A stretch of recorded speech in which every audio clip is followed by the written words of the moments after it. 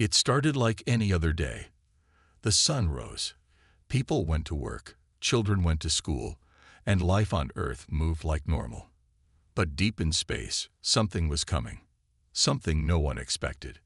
At exactly 10:17 a.m., the sky changed. Across the world, people looked up and saw something strange. Clouds stopped moving. Birds flew away. A strange sound, like a deep hum, filled the air. Then they saw it, massive black shapes in the sky. One by one, huge alien ships appeared over cities around the world. They were silent, smooth, and terrifying. Each ship was the size of a mountain. They floated above New York, London, Tokyo, Cairo, Mumbai, and many more cities. People screamed. Cars crashed. Phones stopped working. The internet went down. News channels tried to cover it, but the signal kept cutting. Some said it was just a trick, a hologram. Others thought it was the end of the world. World leaders quickly called for peace. Messages were sent into the sky, into space. We come in peace. Who are you? What do you want? But there was no answer.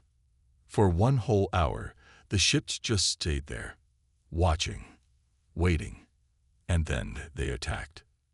Without warning, bright blue beams shot down from the ships. Buildings melted. Roads turned to fire. People disappeared in seconds. In just 15 minutes, the cities were destroyed. Millions of lives were gone. Soldiers tried to fight back, but their bullets and missiles did nothing. The alien ships had shields. Nothing on Earth could touch them. Panic spread across the planet. Planes fell from the sky. Satellites stopped working.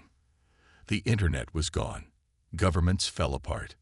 People ran, but there was nowhere to go. In Washington, D.C., the president was taken to a secret bunker. Military generals gathered around, shouting, arguing, scared. One old general sat quietly. His name was General Harris. He had seen war, but nothing like this. A young officer handed him a small tablet. On it, a single message blinked. Plan Omega is ready. Confirmed to activate. Harris stared at it. Plan Omega was Earth's last secret. Something built in silence for 20 years. Something even most world leaders didn't know about. It was dangerous, even for humans. But maybe, just maybe, it could stop the aliens. He didn't press it yet. Meanwhile, in the ruins of New York, a small group of survivors hid underground. Among them was a young woman named Zora. She had lost everything. Her family, her home. But she was strong. She helped others find food and safety. She wasn't a soldier, but she had courage. She believed Earth could still fight back. Far away, in a science base in Antarctica, a scientist named Dr. Lai was working on alien technology found 10 years ago. Back then, no one believed it was real. Now, it might be the only hope. As the world burned, the alien ships began moving again. Slowly, they spread across the planet. They didn't speak. They didn't ask for peace. They just destroyed. Some people tried to surrender. They stood in the streets, waving white flags. The ships ignored them. This was not a war. It was an extermination. In India, a soldier named Adi was leading a small group through the jungle. They had lost contact with their base. His face was dirty, his body tired. But his eyes were sharp. He kept moving. He had heard a rumor. There was a secret safe zone in the Himalayas. If he could get his team there, maybe they could join the resistance. Yes, resistance. Even in this dark hour, humans were not giving up. Across the world, small groups were forming. Soldiers, civilians, scientists, anyone who wanted to fight. They used old radios, hand signals, even birds to send messages. They were weak, but they had something the aliens did not expect: human will. Back in the bunker, General Harris looked at the blinking tablet. Around him, the other generals argued. One said to wait. One said to run. Harris stood up. Enough, he said. The room went silent. They came to kill us. Not to talk. Not to take land. But to wipe us out, he said. They think we are weak. They think we'll bow. He looked down at the tablet. They forgot who we are. And then, with a single touch, he pressed activate. At that exact moment, deep under the ocean, something began to move. In the dark silence, machines that had slept for years began to wake. Lights turned on. Engines hummed. A hidden army, made by humans in secret, started to rise. The world didn't know it yet, but humanity had just made its first move. The fight was not over. It had just begun. The attack had changed everything. Cities were gone. Governments were broken. Billions were dead. But not all hope was lost. Somewhere deep in the Arctic, inside a hidden science base, Dr. Lai worked fast. She was one of the few scientists left with access to the alien artifact found 10 years ago. It was small, only the size of a football, but it was powerful. It didn't look like much. Dark metal, strange symbols, and a soft blue glow. But inside, it had energy never seen on Earth. Dr. Lai had spent years studying it. No one listened before. Now, the world needed her work. She turned to her assistant. We're running out of time. If this artifact is a power source, maybe we can use it against them. Her assistant nodded. Outside, snow fell quietly, hiding the base from alien eyes. Meanwhile, in what was left of northern India, Adi and his squad were moving through the jungle. Trees were burned. Villages were empty. But they kept walking. Adi was a young soldier, brave, focused, silent. His team trusted him. He didn't speak much, but when he did, they listened. We go north, he said. There's a resistance camp in the mountains. We'll join them. One of his soldiers asked, can we win? Adi looked at the sky. One of the alien ships passed overhead, glowing with cold blue light. We can try, he said. Across the world, small groups were forming. Some were made of soldiers. Others were just people. Doctors, farmers, teachers. They had no fancy weapons, but they had something stronger, the will to survive. In South America, a woman named Carla led a group through the Andes Mountains. In Africa, a man named Tamba used old military radios to send signals to others. Across Europe, underground tunnels became secret bases. These people were the start of the human resistance. But they needed something more. Back in the secret U.S. bunker, General Harris was watching a screen. It showed old machines waking up, giant robots, submarines, satellites. These were part of Plan Omega. Not many people knew about it. For years, secret teams had built these machines in case of a world-ending event. They were strong, but untested. Harris called his team. Send orders. All Omega units, online. Connect with the resistance groups. Protect the scientists. We need Dr. Li's work. His officer asked, Sir, what if it's too late? Harris didn't blink. Then we die fighting. In the ruins of London, a small group of survivors were hiding in an old subway tunnel. One man carried a strange bag. Inside was something glowing. He didn't know what it was, but it had fallen from an alien ship. Maybe it was a weapon. Maybe it was a mistake, but the resistance wanted it. A drone flew past above them. They stayed silent. Even a single sound could bring death. Suddenly, they heard footsteps. Weapons were raised. But then a voice came from the dark. Don't shoot. Human. Resistance. A group joined them. More fighters. They shared food, water, and hope. Far from Earth, in the alien command ship, the enemy watched. They are adapting, said one alien leader. They are weak. Let them try, another replied. But the first one shook its head. We made a mistake. We should have destroyed the entire planet at once. Their leader, tall and covered in metal armor, stared at Earth on the screen. They are not like others. They fight like animals. They protect their kind. They are dangerous. Back on Earth, something strange happened. In northern Canada, A resistance team captured an alien scout. It was wounded, its armor broken. They'd brought it to Dr. Li's base. Everyone expected the creature to be silent. But when Dr. Li approached, it spoke. In perfect English, it said, "You should not exist." Dr. Li froze. "Why are you here?" she asked. The alien's black eyes blinked. "We came to erase you. Your kind will become a threat in the future. You are too violent, too creative. You spread too fast." Dr. Li leaned closer. "You attacked first." The alien replied, "Because one day you will attack us." She stood back. "Then we have no choice." "No," the alien said. "You don't." Outside, a siren sounded. A drone had found the base, but this time, Earth was ready.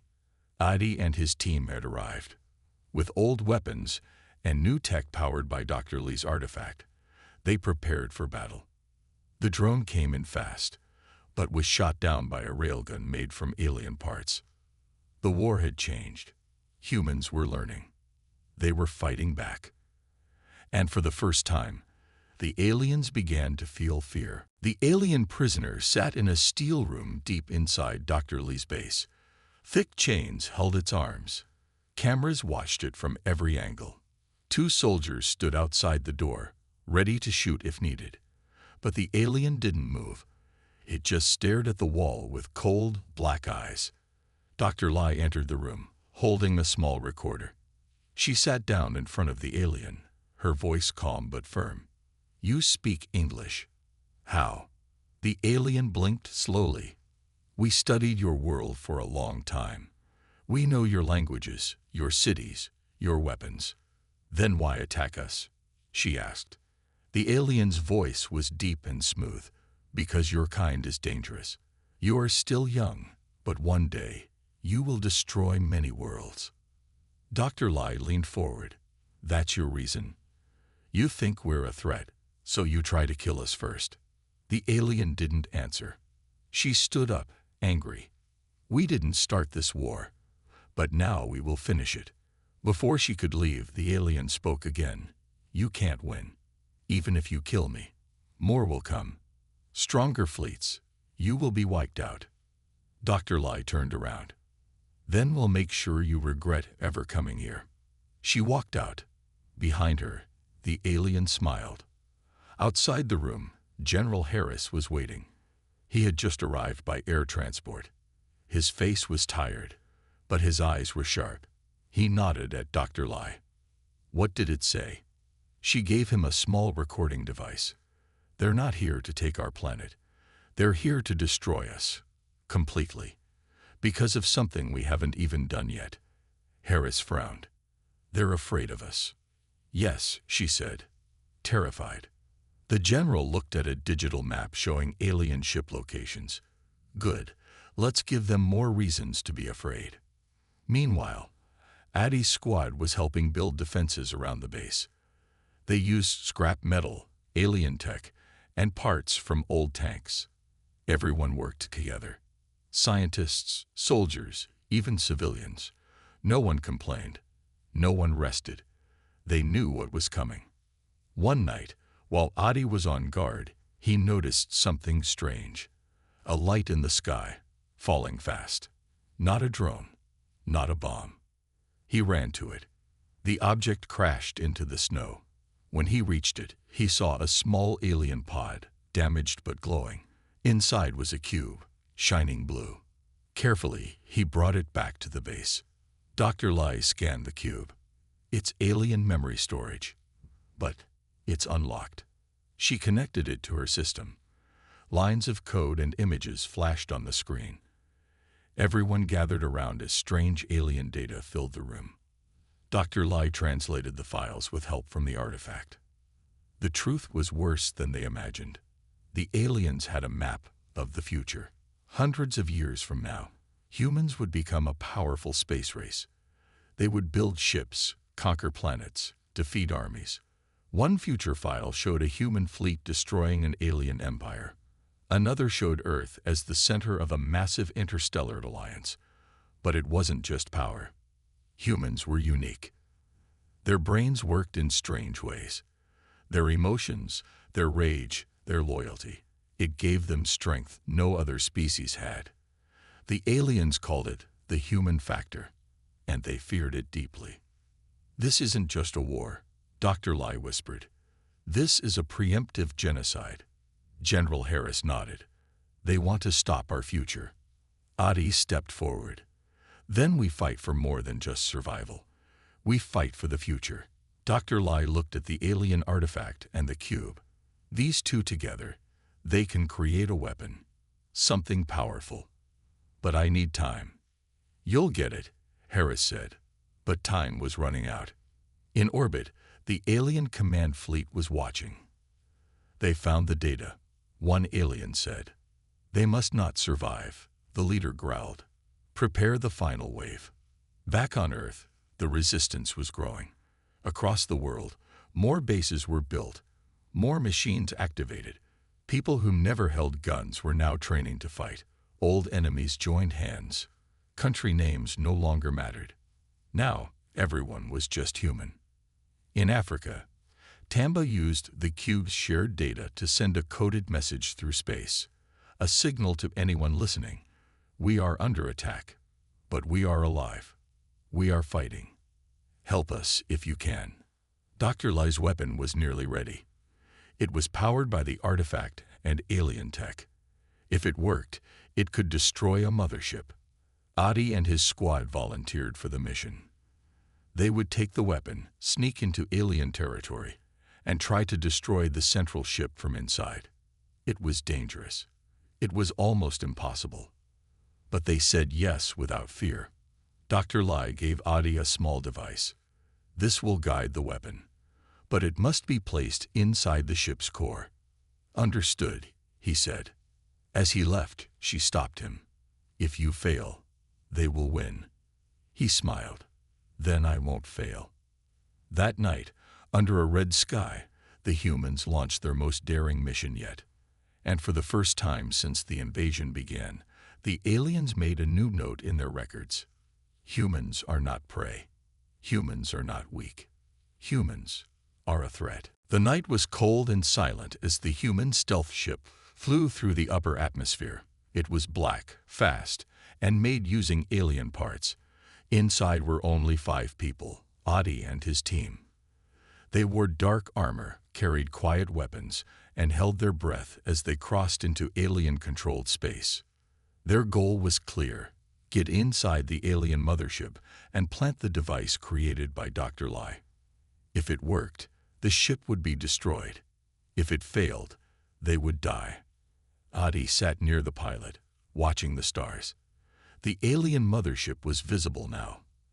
A giant black shape floating above the Earth. It looked like a moon, with no windows or lights. Just silence. 5 minutes, the pilot whispered. Adi checked the small glowing device in his hand. It was warm, alive, and humming softly. This was Earth's most powerful weapon, and he was going to place it in the heart of the enemy. The ship slowed as they approached the mothership. Alien sensors were everywhere. One wrong move, and they'd be vaporized. "Cut engines. Drift now," Adi said. The ship went silent, floating like a ghost. They used small jets to guide toward a service port on the mothership's lower side. It looked like a broken panel, maybe damaged during the last fight. This was their way in. The door opened. Cold air rushed out. The team stepped onto the alien surface.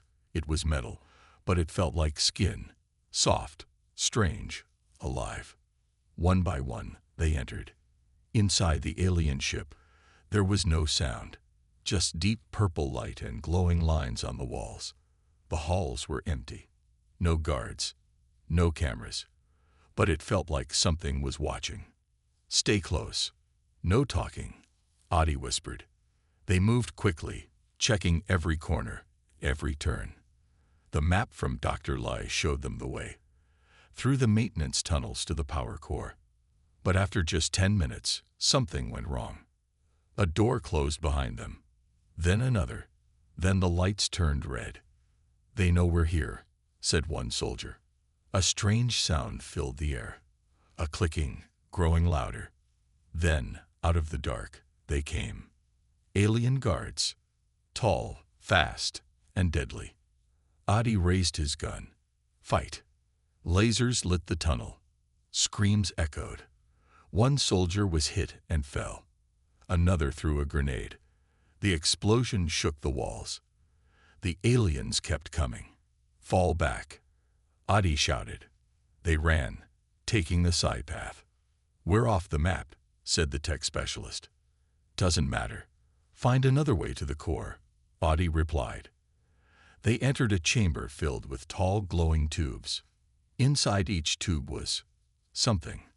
Not alien, not human, something in between. What is this? Whispered the tech. They're creating something new, said Adi. A hybrid. Dr. Lai had mentioned it once. The aliens were trying to mix their DNA with humans. Maybe to understand them. Maybe to become stronger. They had to move. Time was running out. In the control room of the mothership, the alien leader stood still, watching the humans on a screen. They are inside, one officer said. Let them reach the core, the leader replied. But they want to destroy us. Good. Let them try. Let them see what waits in the heart of our ship. Back in the tunnel, Adi and his last two teammates found a shaft leading down. This goes to the core, the tech said. We go, Adi nodded. They slid down the shaft and landed in a wide chamber. The core was there, floating in the center. A glowing blue sphere, alive with energy. It pulsed like a heart. This is it, said Adi. He walked toward it, but then a sound behind him. The alien leader.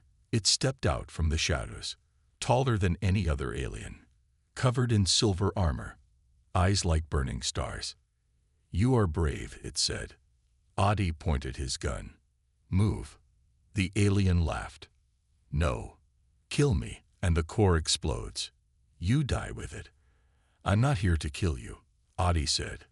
I'm here to finish what you started. He threw the device toward the core. The alien jumped forward, but too late. The device attached itself to the core and began glowing.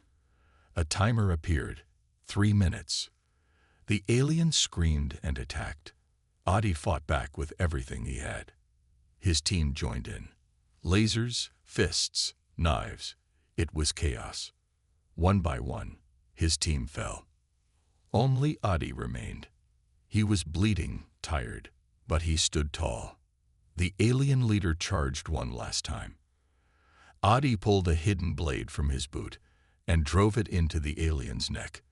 The creature fell, twitching. Adi looked at the timer. 0:38. He opened his communicator. Dr. Lai. Mission complete. Get ready. Dr. Li's voice was broken but clear. Copy that. We're watching the sky. Adi smiled. He limped back toward the escape shaft, but alarms were blaring. Doors were closing. His path was blocked. The timer hit 0:10. He took a deep breath. This is for Earth, he whispered. The mothership exploded in the sky, bright blue lights spreading across the clouds. People on the ground watched in silence, and then they cheered. Humanity had done the unthinkable. They had struck back and won. The alien mothership was gone. A giant ball of blue fire had lit up the sky. People all over the world stopped what they were doing to watch. Farmers dropped their tools. Soldiers stood still. Children pointed to the sky, eyes wide with wonder. In the resistance base, Dr. Lai stood in front of a large screen. It showed the explosion again and again. She couldn't believe it. The weapon worked. The mission was a success, but her heart felt heavy. Adi's voice never came back. She closed her eyes and whispered, "Thank you." General Harris entered the room. His face was hard, but his eyes showed respect. "He bought us time," he said. "Let's use it well." Across the planet, people started to believe again. Survivors came out of hiding. Resistance groups grew bigger. Engineers worked faster. Old factories were turned into weapon labs. People no longer waited for heroes. They became heroes. Even small victories mattered now. In Africa, Tamba hacked an alien signal tower and turned it into a human broadcast center. In Europe, Carla's group took down an enemy walker using only homemade explosives and teamwork. In India, Adi's name was whispered like a legend. Children said, "He flew into the sky and destroyed the monster." But while humans celebrated, the aliens were angry and afraid. On their command ship, floating just outside Earth's orbit, the Alien War Council argued. "The humans are changing," one said. "They should not be this strong," said another. "They were animals. Now they are hunters." The alien leader slammed a clawed hand on the table. "We made a mistake. We thought fear would break them. Instead, it united them." One of the younger aliens asked, "What now?" The leader growled, "Now, we adapt. We hit them where it hurts most." Back on Earth, the Resistance was making plans. Dr. Lai had discovered something in the alien memory cube, a hidden frequency, a kind of master code used to control the alien machines. "If we can send our own message on this frequency," she explained, "we might be able to shut down their drones or even turn them against their masters." General Harris leaned over the map. "Do we have the tools?" "Not yet," she said. "We'll need a stronger signal, one big enough to reach every alien machine on Earth." Tamba spoke over the radio. "There is an old satellite dish in Nigeria, very large. We can modify it." "Do it," Harris ordered. "You have full support." As resistance teams moved to build the signal device, the aliens made their move. They attacked hospitals. They destroyed water supplies. They used new weapons, silent, invisible ones. People died without warning. Animals vanished. Crops failed. But something had changed in the humans. They didn't panic. They planned. They adapted. Every village built shelters. Every city made bunkers. Every person knew what to do when the sky turned red. Humans were not just defending anymore. They were fighting smart. In Brazil, a team of teenagers hacked a fallen alien drone and sent its location to Dr. Lai. In Japan, a retired scientist reprogrammed farming bots into defense drones. In the Arctic, a group of children found an old alien container buried in the ice. It held strange crystals. Dr. Lai used them to boost the artifact's power. Piece by piece, the puzzle came together. And then, the day came. The new signal tower was ready. It stood tall, built from scrap, satellite parts, and hope. All around it were resistance fighters from every continent, standing together, ready to send Earth's first strike across the alien network. Dr. Lai stood by the console. "This is it," she said. General Harris nodded. "Do it." She pressed the button. A deep hum filled the air. The tower glowed. A pulse shot into the sky, too fast to see. For a moment, nothing.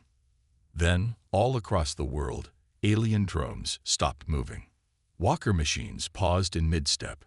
Skycraft fell from the air like dead birds. People looked up and cheered. The signal worked. For the first time, humans had shut down the enemy's machines. But victory came with a cost. In the alien command ship, the leader stood before the screen. "They have taken our tools," he said. "Then we will send something that cannot be hacked." A door opened behind him. Out stepped new soldiers, taller, stronger, faster. They were not fully alien. They were hybrids, built from stolen human DNA. "They will not expect this," the leader said. Back on Earth, resistance teams picked up strange readings. Fast-moving heat signatures, no engines, no sound. And then, the new enemy arrived. They didn't fly. They ran. They didn't shoot. They hunted. Their eyes glowed red. Their faces looked almost human. And they knew how to fight like humans. The next war had begun. But now, Earth was ready. The turning point had come, and there was no going back. The hybrids came like shadows, fast, silent, deadly. They moved through forests, climbed over walls, and walked through gunfire like ghosts. Their eyes glowed red in the dark. Their skin was tough like armor. But worst of all, they looked human. Their faces were part human, part alien, twisted, cold, and empty. At first, no one understood what they were. In a small town in France, a group of resistance fighters were found dead. No wounds, no signs of struggle. Only one camera survived. The video showed a blur, then silence. In Canada, a bunker full of scientists went dark. Dr. Lai received only one message. They look like us. Don't trust what you see. News spread quickly. The aliens had changed their strategy. They weren't sending machines anymore. They were sending something far worse, something that could think like a human, fight like a machine, and kill like a monster. Dr. Lai and General Harris gathered the leaders at the Arctic base. They've made soldiers using our DNA, Dr. Lai explained. Maybe from the prisoners they captured, or from the hybrids we found earlier. Either way, they're not machines. Our signal doesn't work on them. Tamba frowned. So we're back to square one. Not exactly, Dr. Lai replied. We have something they don't. We have experience. She opened a screen showing past battle footage. The hybrids are fast and strong, but they don't work well in teams. They fight like lone wolves. General Harris nodded. We'll use that. Trap them. Confuse them. Make them chase shadows. From that moment, the humans changed their tactics. They stopped using large groups.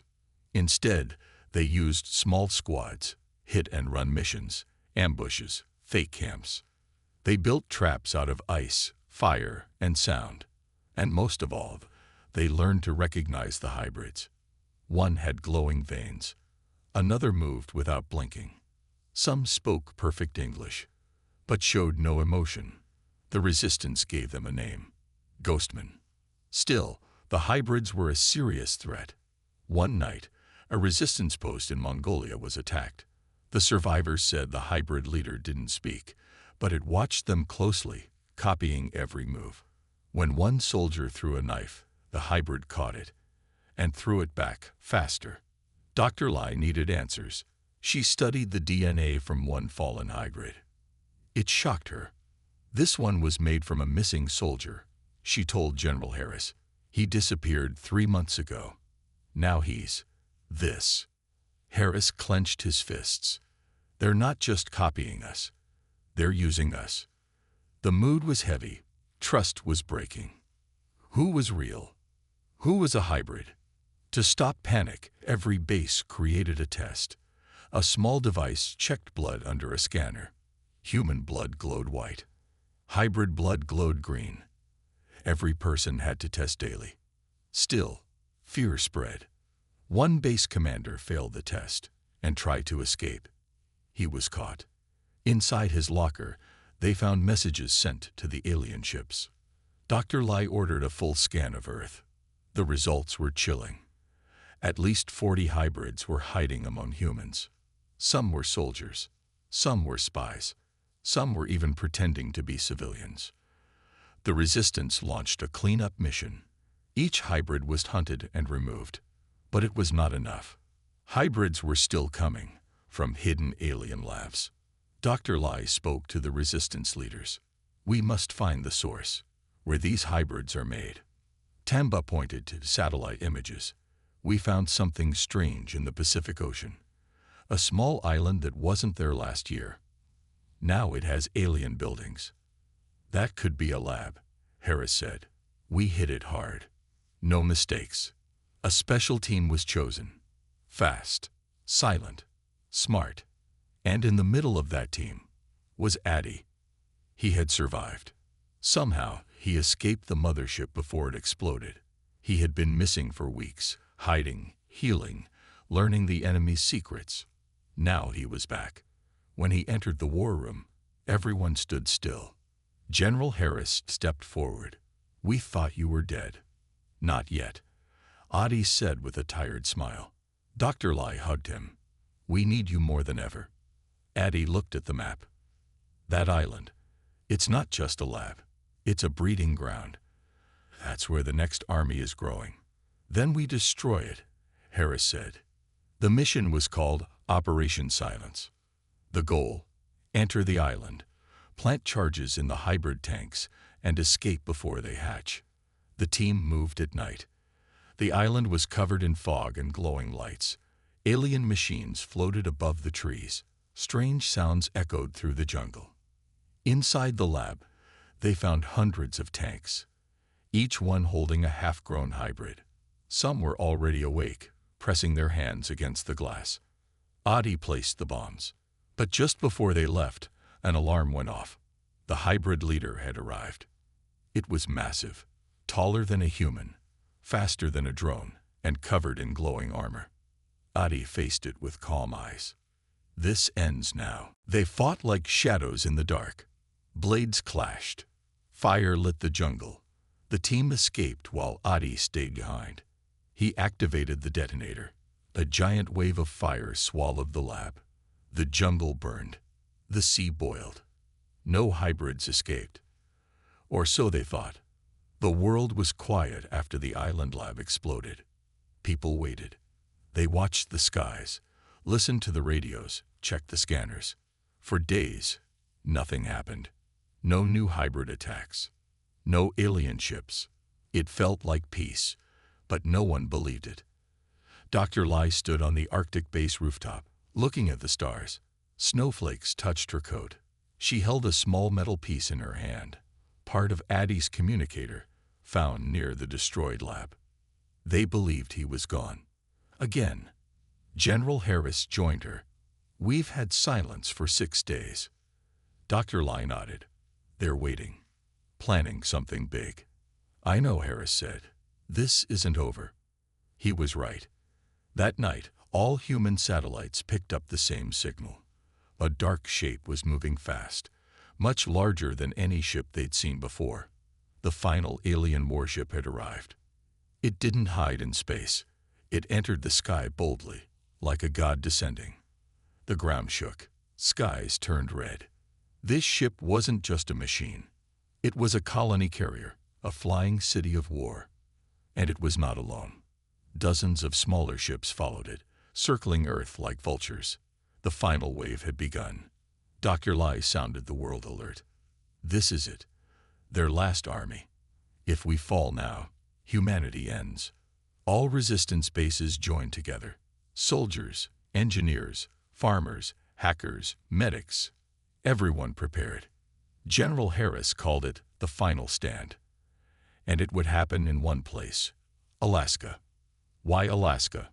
Because that's where the alien carrier was landing. It was a bold move, bringing their strongest weapon to the ground. But Dr. Lai knew why. They want to end this with one big strike. They think we will break. They're wrong. The resistance moved fast. Hundreds of aircraft flew in. Tanks rolled over frozen rivers.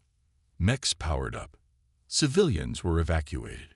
And in the middle of it all was a tall man in black armor, walking slowly through the snow. Adi. He was alive. Burned, scared, changed, but alive. When Dr. Lai saw him, she ran to him and hugged him tight. "I saw the fire," she whispered. "I walked through it," he replied. General Harris shook his hand. "Welcome back, soldier." "I came for the end," Adi said. "Let's make it count." The alien carrier opened its mouth, huge doors stretching to the sky. From inside, thousands of hybrids poured out. They screamed, ran, leaped across the ice like monsters. Human weapons opened fire. Missiles roared. Flamethrowers lit up the night. But the hybrids kept coming. The battle lasted for hours. Snow turned black. Sky turned orange. The ground shook with every explosion. Adi led a strike team deep into the carrier's belly. The goal: reach the brain of the ship and destroy it from the inside. It was a maze of darkness and fire. The carrier was alive, almost like an animal. Walls moved, floors breathed, strange sounds echoed around them. Half the team didn't make it, but Adi pushed forward. Dr. Lai guided him through radio. Go left, now straight. There's a pulse sensor ahead. Disable it. Step by step, he moved closer to the core. Outside, the battle was turning. More hybrids came. Humans were tired. Ammo was low, but they fought harder than ever. Because they had something the enemy didn't. Hope. Adi reached the core. It floated in a glass chamber, glowing like a sun, pulsing with energy. It was connected to the alien hive mind. Destroying it would end the war. But the hybrid leader stood in his way. It had followed him. Bigger now. Stronger. Covered in metal and scars. Earth is lost, it said in a voice like thunder. No, Adi replied. It's just waking up. They fought. Blow after blow. The chamber cracked. Blood mixed with sparks. Adi grabbed a pipe, charged, and slammed it through the hybrid's chest. It screamed. Fell. But didn't die. The core began to glow brighter, unstable. Dr. Lai shouted through the radio. You must overload it now. That's the only way. Adi limped to the console, pulled out the artifact he had carried from the start, given by Dr.